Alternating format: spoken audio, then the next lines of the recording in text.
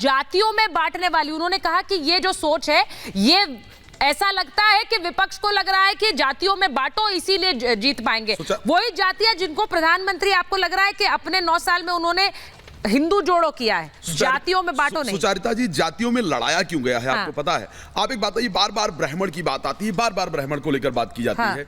आज तक मुझे विवेक जी ये बता दे, एक भी ब्राह्मण राजा रहा क्या भारत में? जब मुगलों का राज रहा, मुगलों के अत्याचार को छुपाने के लिए, मुगलों के अत्याचार को छुपाने के लिए सनातनियों को जातियों के साथ मिलाकर के लड़ाया गया, एक दूसरे को लड़ाया गया।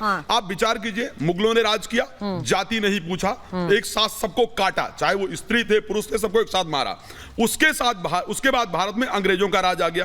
अब मुझे एक बार ऐसा राजा बता दीजिए, जब मुगल ने अत्याचार किया, अंग्रेजों ने अत्याचार किया, उसके बाद तो कांग्रेस की गवर्नमेंट आ गई। अगर उसके बाद भी भारत में जातिवाद होता रहा तो सरकार की रिस्पॉन्सिबिलिटी नहीं थी कि सबको इक्वल जो राइट्स थे वो सभी को दिया जाए। अच्छा, अच्छा देखिए, ये जो आवाज उठ रही है यहाँ से, चारू जी सुनिएगा, विवेक जी सुनिएगा, मैं अजय जी के पास जा रही हूँ। वो कह रहे हैं कि आप लोग जो जातिवाद करते हैं, सबसे ज्यादा तो कांग्रेस ने शासन किया है, तो वो जातिवाद मिटाने में सफल क्यों नहीं रहे? आज वही जातिवाद को आप ऊपर उठाते हैं और कहते हैं ये देखिए ये तो ब्राह्मणवाद की देन है, आपकी नहीं है। ठीक है, मैं वो सवाल पूछ रही हूँ, अजय जी बोलिए, अजय जी जवाब, अजय जी जवाब दीजिए। सुचारिता जी, जितने ब्राह्मण बैठे हैं, जितने भी बुद्धिजीवी बैठे हैं, सबको प्रणाम। और जहां तक सनातन की बात है सुचारिता जी, कांग्रेस ने भी किसी धर्म, किसी जाति का अपमान नहीं किया। अच्छा ठीक है, वही का ऑडियो रखिए। मैं एक मिनट मैं एक स्वामी जी एक करके प्लीज, ऐसे नहीं। हाँ अजय जी जवाब दीजिए, अजय जी का ऑडियो रखिए, 1 मिनट। हाँ अजय जी बोलिए। जी, जिस प्रकार अभी महात्मा जी बोल रहे थे, इन्होंने चाइना की बात की। मैं आज ये नहीं बोलूँगा सुचारिता जी, पहले बोल चुका हूँ। चाइना वालों को झूला कौन झुलाता है, पहली बात। चाइना से प्रेम कौन रखता है, दूसरी बात। चाइना के सैनिक हमारी सीमा में बार बार प्रवेश कर जाते हैं, इसके लिए कौन जिम्मेदार है, इसकी चर्चा करेंगे। और आज हमारे पास सुचारिता जी मुद्दा सनातन धर्म का नहीं है कि हम इसका अपमान करें।